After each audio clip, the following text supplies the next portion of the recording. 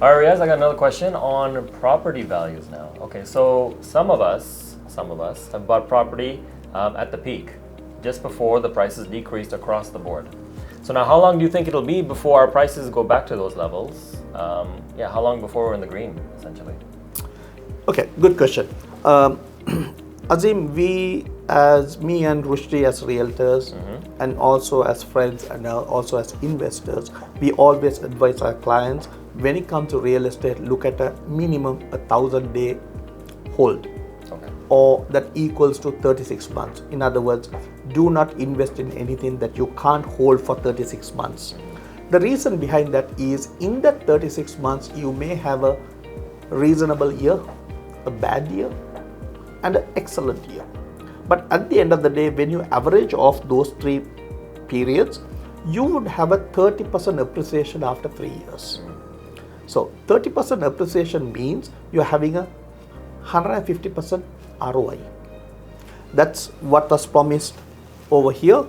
We still say invest in real estate, that gives you 33% return, or ROI of 33%. That's an industry that I have confidence about, and I invest and I encourage people to invest. That's the long answer for a short question that you asked, what happens for people who bought in the peak.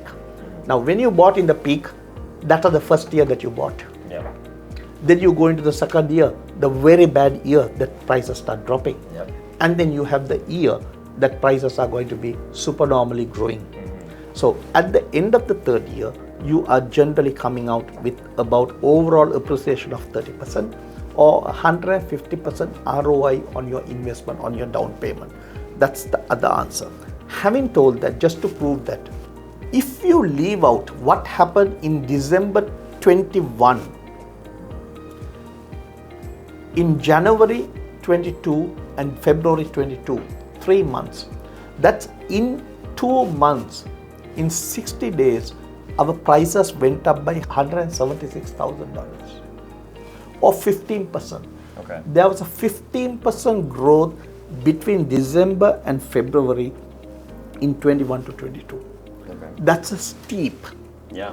And all the media and everybody who is talking about is they're comparing to the peak to what the price is today. Right. Whereas we should be comparing year on year or home price index based on year or month on month, but not taking a particular steep, because even in 2022, when we had that figure of in February the price was 1,333,000, but we ended the year at an average of 1,190,000. So if you take the 1,190,000, and I expect next end of this week we will end this year at 1,222,000. It's a 6% or 80,000 decline in the overall average price. Right. Having told that, the question is, how much would a price be end of this year and end of 24 and by 2028? That's a good question. Let me try to give you answers. Say, we are looking at this year, next week, by January when we get the data, we may average around 1,122,000 as a price. Okay. Come 2024, we may end the year with 1,200,000.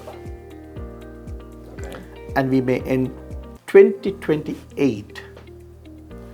The least I can put is 1,700,000. Wow. Okay.